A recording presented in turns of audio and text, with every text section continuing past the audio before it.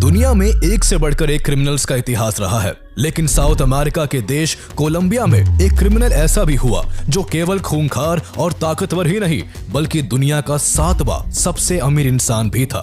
Cocaine की दुनिया का ये बेताज बादशाह लेट 1980s में $25 बिलियन का मालिक था। उस समय कोलंबिया की कुल जीडीपी करीब $39 बिलियन थी, यानी वो अकेला ही अपने देश की लगभग 65% जीडीपी अपनी जेब में रखकर घूमता था। वो इतना अमीर था कि उसकी गैंग पैसा गिनती नहीं थी बल्कि उन्हें किलो के हिसाब से तौला करती थी। उसे अपनी दौलत को गोडाउन में भर के रखना पड़ता, जहां उसकी 10% कमाई हर साल चूहे ही कुतर जाते, जहां वो बिल्डिंग्स, आइलैंड, प्राइवेट जू, सॉकर फील्ड्स, कार्स, सबमरीन्स और एरोप्लेन्स जैसी अपनी पसंदीदा चीजों पर पैसा पानी की तरह बहाता, तो वही वो अपनी बेटी को ठंड से बचाने के लिए मिलियंस ऑफ डॉलर्स आग में जला देता। इतना सब करने के बाद भी उसकी अमीरी में रत्ती भर का भी फर्क नहीं आया। दुनिया के सबसे बड़े और सबसे अमीर ड्रग माफिया का केवल एक ही कानून था, प्लाटा ओ प्लोमो। प्लाटा का मतलब कि मेरे साथ मिल जाओ, मैं तुम्हें इतना अमीर बना दूंगा कि तुम्हारी 7 पुश्तें बैठकर खाएंगी। और प्लोमो का मतलब कि अगर तुम मेरे खिलाफ गए तो मैं तुम्हें क्या, तुम्हारे पूरे खानदान को मिट्टी में मिला दूंगा। उसके इस खतरनाक नियम की वजह से पुलिस हो या मिनिस्टर्स, जर्नलिस्ट हो या फिर जजेस, सब उसकी जेब में थे। जो भी उसके खिलाफ गया उसने उसको मौत की नींद सुला दिया। अपनी क्राइम की हिस्ट्री में उसने 4000 से भी ज्यादा लोगों को मौत के घाट उतारा, जिसमें 600 से ज्यादा केवल पुलिस ऑफिसर्स थे। उसका खौफ इतना था कि उसके बस नाम से लोगों की रूह कांप जाती, और ताकतवर इतना कि उसके इशारे पर देश का संविधान बदल जाता। वो अरेस्ट भी हुआ तो केवल इस शर्त पर कि जेल भी उसकी बनाई हुई होगी और जेल के गार्ड्स भी उसके ही होंगे। ऐसे कई रोमांचक पहलुओं को समेटे हुए ये कहानी है दुनिया के सबसे बड़े और सबसे अमीर ड्रग लॉर्ड पाब्लो एस्कोबार की, जिसने क्राइम की दुनिया में ऐसा डंका बजाया कि उसके मरने के 20 से ज्यादा साल बाद भी उसके जैसा कोई दूसरा नहीं हो सका। The Escobar family has reportedly amassed nearly $2 billion smuggling 1,100 pounds of refined cocaine into the United States every month. Drug trafficker, billionaire, killer, but a hero to thousands in his home city. His cocaine king's only son has now claimed his father took his own life. He had become a cancer to Colombia. Escobar was a monster. I wish he would have spent the rest of his life in prison. I mean, that's what I wanted. Yo soy Pablo Emilio Escobar Gaviria. Pablo Emilio Escobar Gaviria का जन्म 1 दिसंबर 1949 को Colombia के Rio Negro शहर में हुआ था। वो अपने माता पिता के 7 बच्चों में तीसरा था। उसके पिता फार्मर थे और माँ स्कूल टीचर थी। उसके जन्म के कुछ वक्त बाद ही उसका परिवार मेडेलिन शहर में शिफ्ट हो गया, जहाँ पाब्लो पला बड़ा और वही के स्कूल में उसने शुरुआती पढ़ाई की। यूं तो वो शुरू में लॉयर और फिर पॉलिटिक्स में जाकर प्रेसिडेंट बनने का ख्वाब देखता था, लेकिन बढ़ती उम्र के साथ उसका नजरिया और इंटरेस्ट बदलने लगा। उसको समझ आया कि दुनिया में सबसे बड़ा ताकतवर वही है जिसके पास पैसा है। अगर पैसा हो तो क्या लॉयर और क्या पॉलिटिशियन, सबको जेब में रखा जा सकता है। पैसे की अहमियत तब उसे और भी ज्यादा समझ आई जब घर की खराब फाइनेंशियल कंडीशन की वजह से उसे अपनी पढ़ाई बीच में ही छोड़नी पड़ गई। पढ़ाई छूटने के बाद उसने ठान लिया कि उसे जल्दी से बहुत सारा पैसा कमाना है, फिर चाहे उसके लिए उसे किसी भी रास्ते पर जाना पड़े। उसने खुद को वादा किया कि अगर 25 साल की उम्र तक उसने 1 मिलियन पेसोस नहीं कमाए तो वो खुदकुशी कर लेगा। इस तरह जुनून की हद तक जल्द से जल्द अमीर बनने की इस ख्वाहिश ने उसे क्राइम की दुनिया में धकेल दिया। वो अपने कजिन गुस्तावो गाविरिया के साथ मिलकर तरह तरह के लीगल काम करने लगा, जिनमें फर्जी डिप्लोमा डिग्री बेचना, साउंड इक्विपमेंट्स की तस्करी करना और टूम्बस्टोन्स को चोरी करना शामिल था। लेकिन इन छोटी छोटी चोरियों से आखिर वो कितना और कब तक अमीर बन पाता, इसलिए बड़ा कदम उठाते हुए 20 साल से भी कम उम्र में उसने कार चोरी करना और अमीर लोगों को किडनैप करना शुरू कर दिया।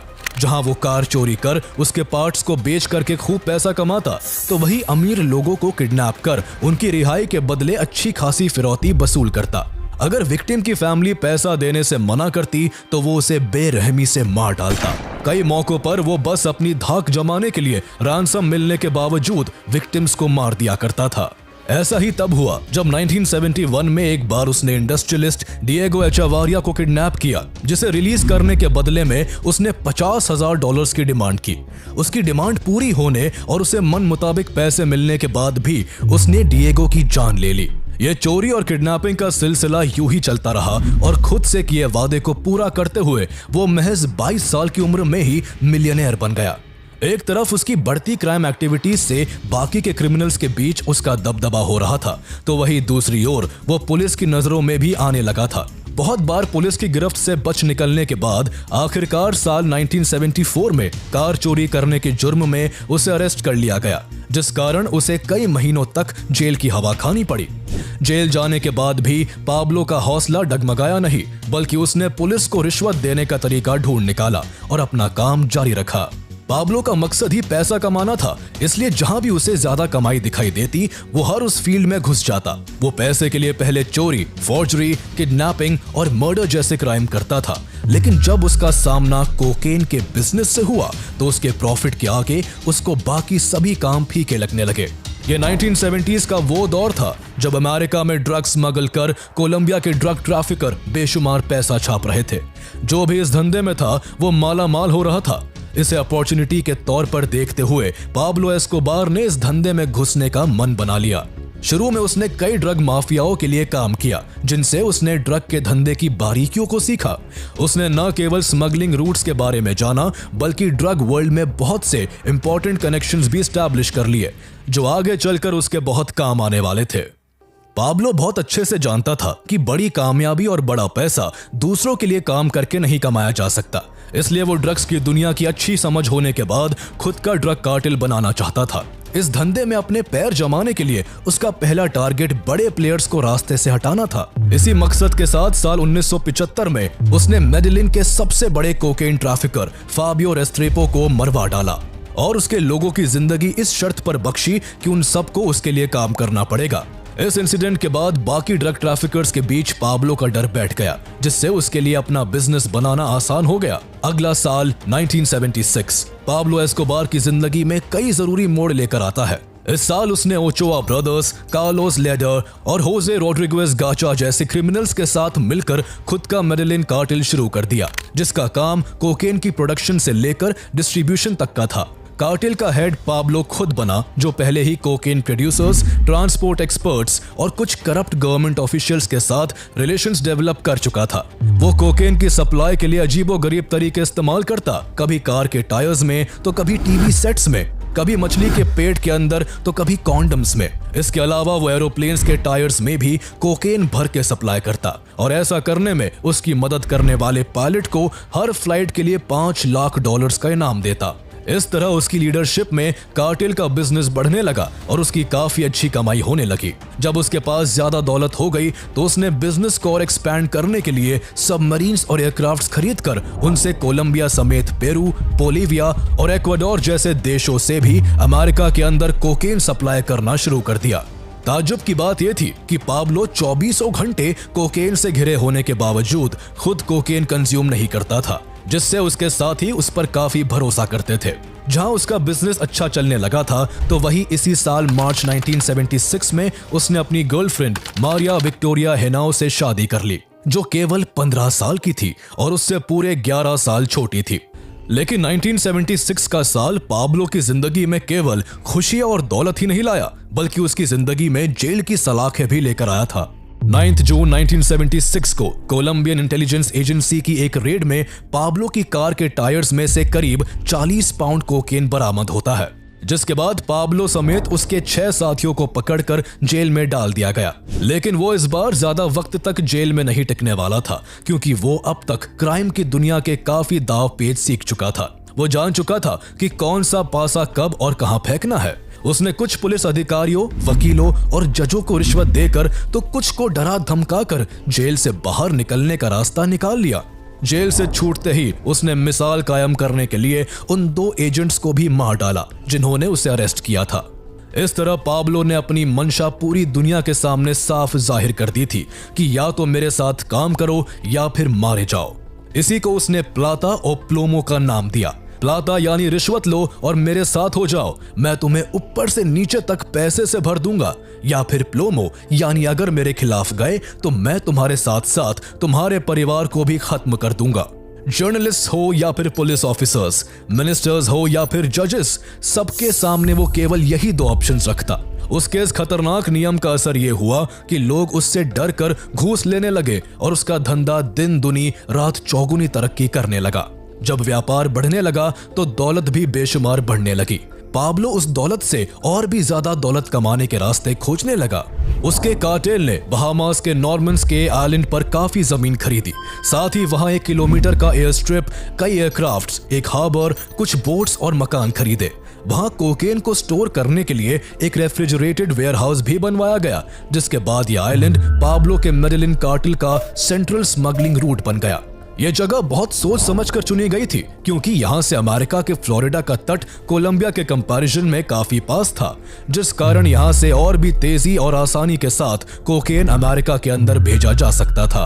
साथ ही उसने कोलंबिया के कई ड्रग कार्टेल्स के साथ इस ऑफर के साथ टाई अप किया कि अगर वो अपने ड्रग्स को उसके थ्रू सप्लाई करेंगे तो पुलिस के पकड़े जाने या फिर कोई भी लॉस होने पर पाब्लो उनका पूरा भुगतान करेगा। इस तरह अदर कार्टेल्स भी उसके थ्रू ड्रग सप्लाई करवाने लगे, जिसके लिए पाब्लो उनके प्रॉफिट का एक बड़ा कट चार्ज करता। पाब्लो की स्ट्रैटेजी काम कर रही थी। पलक झपकते ही वो इंटरनेशनल ड्रग ट्रेड का मेजर प्लेयर बन चुका था। जहां अमेरिका के अंदर 80% कोकेन उसके द्वारा एक्सपोर्ट किया जा रहा था, तो वहीं वो अमेरिका के अलावा Mexico, Puerto Rico, the Dominican Republic, Venezuela और स्पेन के कोकेन ट्रेड का भी लार्जेस्ट पोर्शन कैप्चर कर चुका था। इस खतरनाक एक्सपेंशन का रिजल्ट ये हुआ कि वो कोकेन से हर हफ्ते $420 मिलियन कमाने लगा, जिस कारण पूरी दुनिया में उसे द किंग ऑफ कोकेन कहा जाने लगा। पाब्लो की किस्मत के सितारे बुलंदी पर थे। वो अपने ख्वाबों की जिंदगी जी रहा था। उसके पास पैसा इतना हो चुका था कि उन्हें बांधने के लिए हर महीने $2,500 केवल रबर बैंड पर खर्च करने पड़ते। गिनने में कई दिन लग जाते, इसलिए तोल कर उनका हिसाब रखा जाता और गोडाउन में भर दिया जाता। हर साल करीब $2 बिलियन चूहे कुतर जाते या फिर गल सड़ जाते। कमाई बेतहाशा थी तो पाब्लो के खर्चे भी कुछ कम नहीं थे। वो कई private planes, helicopters, cars, buildings और बंगलोज का मालिक बन चुका था। उसने सबसे ज्यादा खर्चा मेडेलिन में ही एक घर को बनाने में किया, जिसे उसने हैसिएंदा नेपोलिस का नाम दिया। उसने एक घर 7,000 एकड़ में बनवाया, जिसकी केवल जमीन ही $63 मिलियन की थी। उस आलीशान घर में उसने अपने पर्सनल एयरपोर्ट और हेलीपोर्ट बनवाए। साथ ही उसने कई artificial lakes, 6 swimming pools, soccer fields, dinosaur statue, bull fighting arena और टेनिस कोर्ट समेत एक पर्सनल जू भी बनवाया। पाब्लो एस्कोबार के जू में elephants, lions, rhinoceros, gazelles, zebras, hippos, camels और ऑस्ट्रिचेस समेत 200 तरह के जानवर थे, जिनमें से कुछ तो कोलंबिया के अंदर पाए भी नहीं जाते थे। इसलिए उन्हें उसने बाहर के देशों से अपने प्लेन्स के जरिए स्मगल करवाया था। पैसे की वजह से दुनिया पाब्लो की मुट्ठी में थी। वो जो चाहता उसे वो एक इशारे पर मिल जाता। उसने तब तक इतनी दौलत कमा ली थी कि वो क्या, उसकी आने वाली कई पीढ़ियां भी अगर कोई काम ना करती तो भी उनका गुजारा उसके कमाए हुए पैसों से हो जाता। लेकिन दौलत और ताकत का ऐसा नशा उसके सर चढ़ चुका था कि इतना सब भी उसको कम लगता था। उसने और भी ताकतवर बनने के लिए अपने बचपन के सपने को पूरा कर पॉलिटिशियन बनने का फैसला किया। उसकी रणनीति थी कि अगर वो बड़ा पॉलिटिशियन बन जाता है तो वो जिंदगी भर कानून से बचा रहेगा। इसी मकसद के साथ उसने पब्लिक वेलफेयर के काम करने शुरू कर दिए। उसने गरीबों के लिए मकान, हॉस्पिटल्स, स्कूल्स, चर्चेस, पार्क्स और स्टेडियम्स बनवाए, जिससे उसे पब्लिक पसंद करने लगी और उसकी पर्सनालिटी लोगों के बीच एक रॉबिन हुड की बन गई। बढ़ती पॉपुलैरिटी के बीच पाब्लो एस्कोबार ने कोलंबिया की पार्लियामेंट सीट के लिए कैंपेन शुरू किया और कुछ ही वक्त बाद नवंबर 1982 में उसे जायरो ओर्टेगा के सब्स्टिट्यूट के तौर पर चुन लिया गया। पाब्लो अब कोलंबियन पार्लियामेंट का मेंबर बन चुका था। दुनिया हैरान थी कि कोलंबिया का सबसे बड़ा क्रिमिनल ही देश की सत्ता में बैठा है। हद तो तब हो गई जब एक बार स्पेन में उसे कोलंबियन गवर्नमेंट का ऑफिशियल रिप्रेजेंटेटिव बनाकर भेजा गया। ये बात किसी के लिए भी हजम कर पाना मुश्किल था, क्योंकि स्पेन के अंदर सबसे ज्यादा ड्रग सप्लाई करने वाला पाब्लो एस्कोबार ही था। उसने इस तरह पॉलिटिक्स में आकर खुद को और भी पावरफुल बना लिया था। उसके कार्टेल का बिजनेस अब और भी स्मूथली चलने लगा था, जो अब केवल यूएस का ही नहीं पूरी दुनिया के कोकेन ट्रेड का 80% मार्केट कैप्चर कर चुका था। उसका अब सपना था कि वो अपने पॉलिटिकल करियर को इतना बड़ा कर ले कि वो देश का प्रेसिडेंट बन जाए। लेकिन इतने बड़े क्रिमिनल रिकॉर्ड के साथ प्रेसिडेंट बनना तो दूर, वो अपनी पार्लियामेंट सीट तक भी नहीं बचा पाया। जल्द ही ऑपोजिशन पार्टी के लोग उसके क्राइम्स की पोल खोलने लगे और उसे खुलेआम क्वेश्चन किया जाने लगा।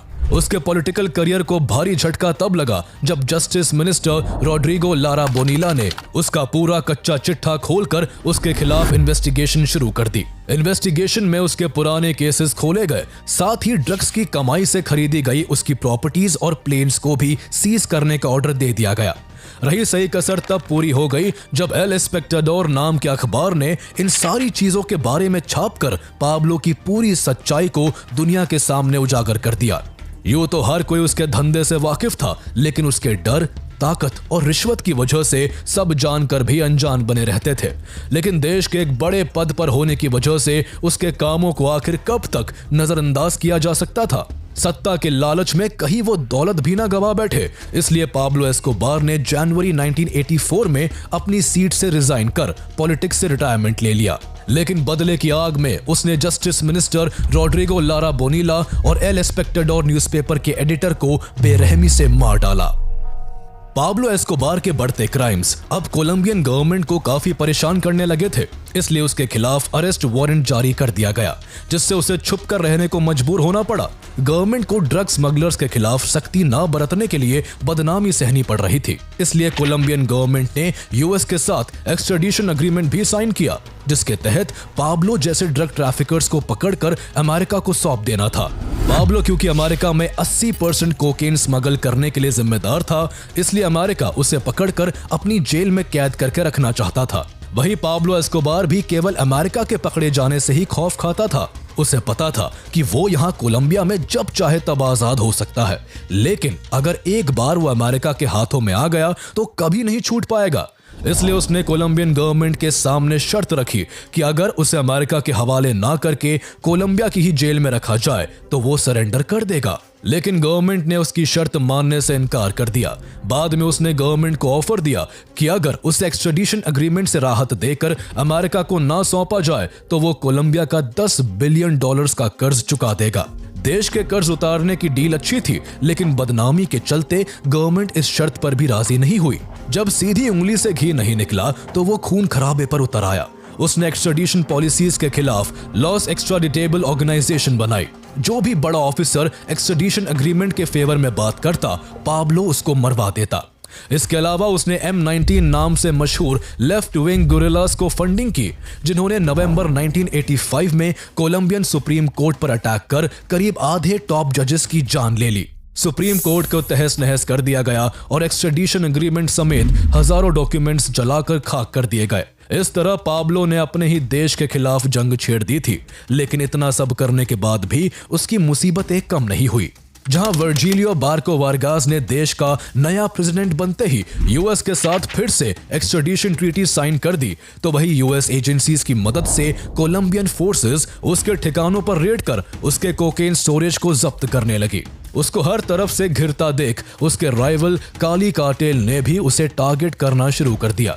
इस तरह पाब्लो एस्कोबार के पीछे कोलंबियन गवर्नमेंट, अमेरिकन गवर्नमेंट और अब काली कार्टेल था, जिसने न केवल उसके कई मेंबर्स को मार गिराया, बल्कि उसकी बीवी बच्चों को निशाना बनाते हुए उसकी बिल्डिंग के जस्ट सामने 70 किलो का डायनामाइट एक्सप्लोड कर दिया। पाब्लो ने बदले में काली कार्टेल्स के कई मेंबर्स को मौत के घाट उतार दिया और फिर उस कार्टेल के ओनर की दर्जनों प्रॉपर्टीज को बॉम्ब ब्लास्ट करके मिट्टी में मिला दिया। दोनों तरफ से होते नुकसान को देख ये कार्टेल वॉर तो रुक गई, लेकिन अभी भी अमेरिका के नाम की तलवार उसके सर पर मंडरा रही थी।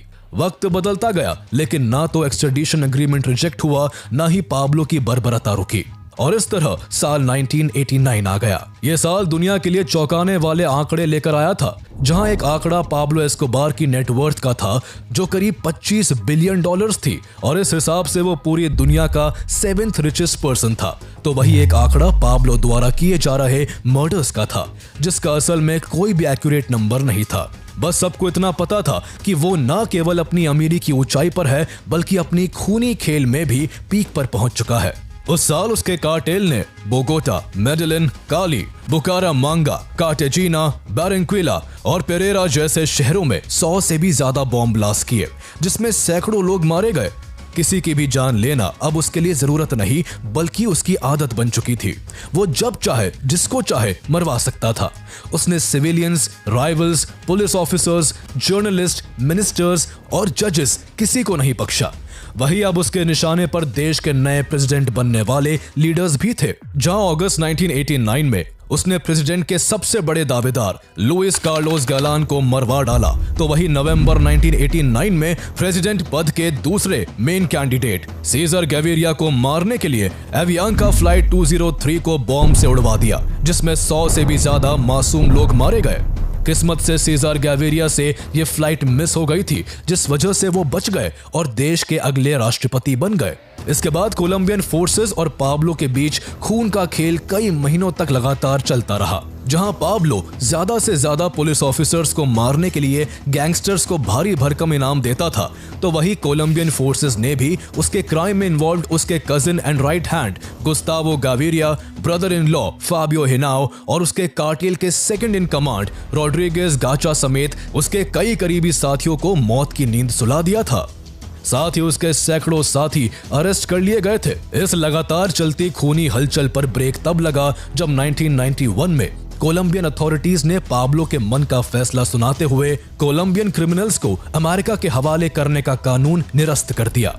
इस कानून के बदलने के पीछे पाब्लो एस्कोबार का ही हाथ माना जाता है, लेकिन वो बस इतने भर से मानने वाला नहीं था। वो अपने टेररिज्म के दम पर सरकार से और भी ज्यादा छूट चाहता था। इसलिए उसने जून 1991 में इस शर्त पर खुद को सरेंडर किया कि वो खुद की बनाई हुई जेल में रहेगा और उस जेल की सिक्योरिटी के लिए गार्ड्स भी उसी के होंगे। साथ ही उसने ये शर्त भी रखी कि जेल के 12 मील के दायरे में कोलंबियन पुलिस मौजूद नहीं होनी चाहिए। उसकी तरफ से किए जा रहे लगातार बॉम्ब ब्लास्ट और मर्डर्स को देखते हुए कोलंबियन गवर्नमेंट को उसकी इस शर्त को भी मजबूरन मानना पड़ा। यह इतिहास में पहली बार था जब किसी क्रिमिनल को इतनी सहूलियत दी गई कि वो अपनी बनाई हुई जेल में रह सके। पाब्लो एस्कोबार ने अपनी दबंगाई से यह करिश्मा कर दिखाया था। उसने अपने लिए ला कैथेड्रल नाम का एक आलीशान प्रिजन बनवाया, जिसके कमरे किसी 5 स्टार होटल से कम नहीं थे। वेल डेकोरेटेड कमरों में बड़े बड़े bed, TV sets, music players, imported furniture, personal library और कारपेटेड फ्लोर्स थे। साथ ही जेल में पूल रूम्स, बार और सॉकर फील्ड भी मौजूद था, जहां उससे मिलने बड़े बड़े सेलिब्रिटीज, सॉकर प्लेयर्स और ब्यूटी क्वींस आती। इन सभी फैसिलिटीज के बीच वो न केवल ऐशो आराम की जिंदगी जी रहा था, बल्कि उसकी बिजनेस मीटिंग्स भी बिना किसी रुकावट के चल रही थी। उसकी लीडरशिप में केवल अमेरिका के ही अंदर हर दिन 15 टन कोकेन सप्लाई हो रहा था, जिससे वो बेतहाशा कमाई कर रहा था। इस तरह पाब्लो एस्कोबार केवल नाम के लिए जेल में था। उसके वहां रहने से ना तो उसकी दिनचर्या बदली थी और ना ही उसके इलीगल बिजनेस पर कोई असर पड़ा था।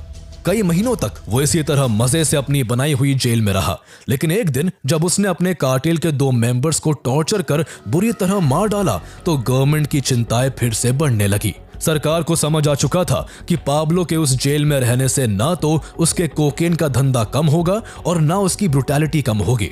इसलिए उसको किसी टाइट सिक्योरिटी में रखने का फैसला किया गया। उसे पकड़ने के लिए 22 जुलाई 1992 को कोलंबियन फोर्सेस ने ला कैथेड्रल प्रिजन पर दस्तक दी, लेकिन तब तक बहुत देर हो चुकी थी।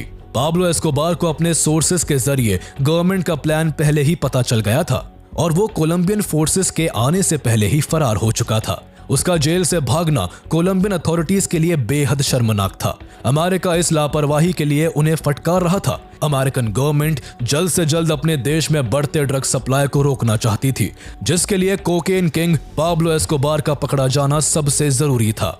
इसलिए स्ट्रिक्ट एक्शंस लेते हुए कोलंबियन पुलिस और आर्मी के साथ अमेरिका की ड्रग एनफोर्समेंट एजेंसी DEA ने मिलकर पाब्लो एस्कोबार को पकड़ने के लिए सर्च ब्लॉक नाम की ऑपरेशन यूनिट तैयार की। साथ ही उससे जुड़ी कोई भी इंपॉर्टेंट इंफॉर्मेशन देने वाले के लिए 2.7 बिलियन कोलंबियन पेसोस का रिवॉर्ड डिक्लेयर कर दिया गया। पाब्लो एस्कोबार अपने राज में दुश्मनी के इतने बीज बो चुका था कि अब उसके लिए ज्यादा दिनों तक बच पाना मुश्किल था। जहां कोलंबियन एंड अमेरिकन गवर्नमेंट उसके पीछे हाथ धोकर पड़ी हुई थी, तो वही उसे खत्म करने के लिए लॉस पेपेस नाम का एक पैरामिलिट्री ग्रुप भी खड़ा हो चुका था। ये ग्रुप पाब्लो के राइवल्स और एनिमीज का था, जिनको उन फैमिली मेंबर्स का भी सपोर्ट था जिनके किसी अपने को पाब्लो ने मार डाला था। उसने अपनी जिंदगी में 4000 से भी ज्यादा लोगों की जान ली थी, जिनमें सैकड़ों पुलिस वाले थे। इसी से अंदाजा लगाया जा सकता है कि उसके अगेंस्ट में इस ग्रुप को कितने हजारों लोगों का सपोर्ट होगा। देखते ही देखते दौलत और शोहरत के शिखर पर बैठा हुआ पाब्लो एस्कोबार सबका दुश्मन बन चुका था। एक तरफ उसके एसोसिएट्स और मेंबर्स को पुलिस निशाना बना रही थी, तो दूसरी ओर लॉस पेपेस ग्रुप भी उसके सैकड़ों साथियों को मौत के घाट उतार रहा था। यह शायद पहली बार था जब उसकी अरबों खरबों की दौलत भी उसको प्रोटेक्शन नहीं दे पा रही थी। वो जेल से भागने के बाद किसी तरह करीब 1.5 साल तक पुलिस की गिरफ्त से दूर रहा, लेकिन 1 दिसंबर 1993 को जब वो अपने खुफिया ठिकाने पर अपने साथियों के साथ पार्टी करते हुए अपना 44वां जन्मदिन मना रहा था, तब उसे अंदाजा भी नहीं था कि ये उसका आखिरी बर्थडे होने वाला है। उसने अपने बर्थडे के मौके पर अपने बीवी बच्चों समेत अपने कई खास लोगों से कॉल पर घंटों तक बात की, जिन्हें यूएस की टेक्निकल असिस्टेंस की वजह से कोलंबियन अथॉरिटीज द्वारा ट्रेस किया जा रहा था, जिससे उसकी लोकेशन का पता लगा लिया गया। अगले ही दिन 2 दिसंबर 1993 को कोलंबियन पुलिस ने मेडेलिन की एक बिल्डिंग पर धावा बोल दिया। पुलिस को देख पाब्लो और उसके साथी बिल्डिंग की छत से भागने लगे। जब पुलिस ने उनका पीछा किया तो उसने फायरिंग शुरू कर दी, जिससे पुलिस भी उस पर ताबड़तोड़ गोलियां चलाने लगी। इस फायरिंग में उसको एक के बाद एक कई गोलियां लगी, जिस वजह से अरबों खरबों का मालिक, लाखों लोगों की बर्बादी का गुनहगार और हजारों लोगों का कातिल पाब्लो एस्कोबार चंद सेकंड्स में ही ढेर हो गया। हालांकि उसके मरने के पीछे एक थ्योरी यह भी मानी जाती है कि उसने खुद अपने आप को शूट किया था। वो अक्सर कहता था कि अमेरिका की जेल में सड़ने से अच्छा होगा कि वो कोलंबिया की ही मिट्टी में दफन हो जाए, और जिस दिन उसको लगेगा कि बाजी उसके हाथ से निकल गई है, वो खुदकुशी कर लेगा। वजह चाहे जो भी हो, दुनिया का सबसे बड़ा और सबसे अमीर ड्रग माफिया मर चुका था। जहां कोलंबियन गवर्नमेंट के लिए ये एक बहुत बड़ा अचीवमेंट था, तो वहीं उसके फ्यूनरल में करीब 25,000 लोगों की भीड़ उसकी मौत का मातम मना रही थी, क्योंकि वो उनमें से बहुत से लोगों का मसीहा था। पाब्लो एस्कोबार के बाद भी दुनिया में एक से बढ़कर एक ड्रग माफिया हुए, लेकिन वो अकेला ऐसा था जिसे द किंग ऑफ कोकेन के नाम से जाना गया, जो 7 सालों तक दुनिया के